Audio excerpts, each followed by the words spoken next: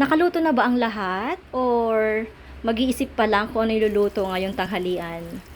Meron kasi akong sitaw dito, ang iniisip ko is i-adobo ko.